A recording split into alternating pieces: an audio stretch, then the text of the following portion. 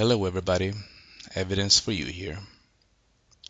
This is sort of a response to G-Man's video We Have All Sinned Against God, Romans 3:23.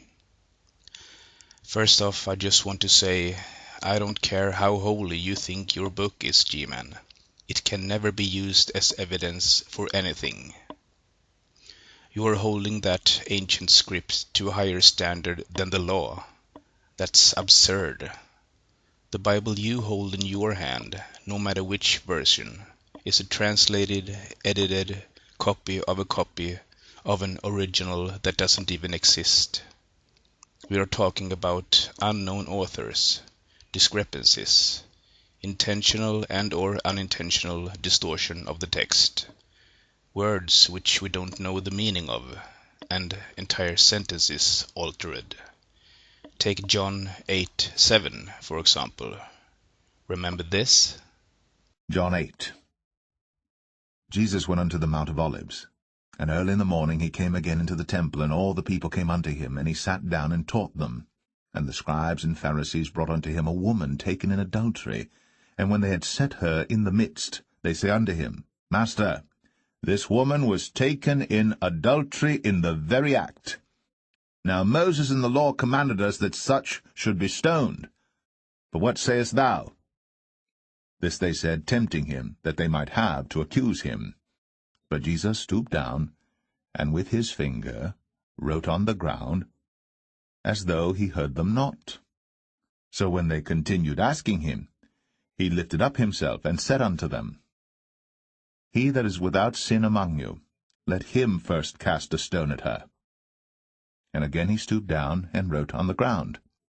And they which heard it, being convicted by their own conscience, went out one by one, beginning at the eldest, even unto the last.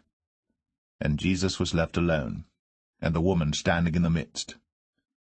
When Jesus had lifted up himself, and saw none but the woman, he said unto her, Woman, where are those thine accusers? Hath no man condemned thee? She said, No man, Lord. And Jesus said unto her, Neither do I condemn thee. Go, and sin no more. That is a later edition, nowhere to be found anywhere in the hundreds of earlier manuscripts. You want to hold that book to be your ultimate authority? Now, let's talk about your claim that God hates sinning. That's odd, considering He created us the way we are. Our environment and our upbringing shape the way we act, feel, and reason. It might be wrong to steal in an overall sense, but the reason and circumstance have to be taken into consideration. Take a starving, orphaned child, for example. She takes an apple falling from a full wagon passing by. Does God hate that poor child, or does He hate the act of stealing? If He hates the act, why burn her forever in a lake of fire? It makes no sense. Can she repent and be saved anyway? Then why go the extra mile? How can lust be wrong? Without sexual drift, Adam and Eve would be the first and the last people in the world, according to you.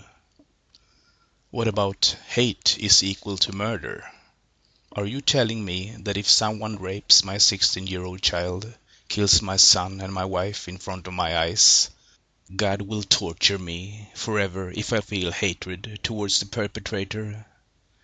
This view of right, wrong, and justice is insane, G-Man. You can even be condemned while asleep, so-called thought crime. Not all, but most atheists adhere to the consensus among scientists that biological evolution and common descent is a fact. All humans living today belong to one species, Homo sapiens. Besides the fact that this all makes us relatives, it also makes us care for one another. Your well-being is my well-being. Please take an honest look of the book in your hand, G-Man. For once, imagine a world without any gods, and all your obstacles will disappear. That's all, folks. Take care.